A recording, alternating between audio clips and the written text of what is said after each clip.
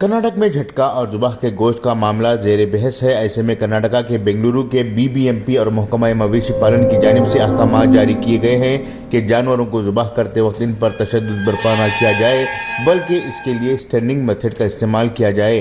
बेंगलुरु के महकमा मवेशी पालन की जानिब से जारी करदा अहकाम के मुताबिक बकरा, चिकन और दीगर जानवरों को जुबाह करने से पहले स्टन किया जाए। आमतौर पर स्टनिंग का मतलब जानवरों को बेहोश करना होता है, जिसके लिए मुख्तलिफ ज़राए मौजूद हैं। स्टनिंग के तरीके में जानवर को बेहोश किया जाता है। इसके लिए इन्हें इंजेक्शन देना होगा या फिर कार्बन डाइऑक्साइड के ज़रिए से इन्हें मदहोश करना पड़ता है। महकमे का कहना है कि इस तरीके से जानवरों को ज़ुबाह करते वक्त जानवरों को दर्द नहीं होगा और ना ही वो जान देते वक्त तड़पेंगे। इस तरीक़ेकार को फौरी तौर पर अपनाने के लिए हिदायत दी गई है। अगर किसी दुकानदार इस तरीक़े को अमल नहीं करता है तो इसके खिलाफ कानूनी कार्रवाई की जाएगी और दुकानदार पर 50,000 रुपये से 1 लाख रुपये तक का जुर्माना आयद किया जाएगा। स्टनिंग के दीगर तरीक़ों में जानवर के सर पर ताकतवर सलाख से मार कर बेहोश करना है, जिसकी मशीनें बाजार में दस्तयाब हैं। इसी तरह से स्टन गन का भी इस्तेमाल किया जाता है, जिससे जानवर नीम मुर्दा हो जाता है।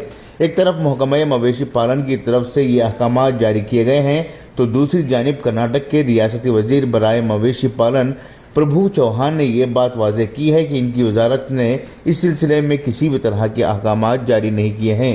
अगर महकमे ने यह अहकाम जारी किए हैं तो इसका जायज़ा लिया जाएगा। जेडीएस के सरबराह एच डी कुमारस्वामी ने हुकूमत के इस फैसले पर बरहमी का इजहार करते हुए कहा है कि हुकूमत ज़रूरी मुद्दों पर गौर करने के बजाय इन गैर ज़रूरी मुद्दों पर बहस कर रही है और लोगों को हकीकी मुद्दों से गुमराह कर रही है। उन्होंने स्टनिंग तरीके पर तबसरा करते हुए कहा कि इस कानून को साल 2001 में कांग्रेस पार्टी ने जारी किया था, लेकिन इस पर अमल नहीं हो रहा था। अब इस काम को बीजेपी अमल में ला रही है। ब्यूरो रिपोर्ट, इनकलाब न्यूज़, बेंगलुरु।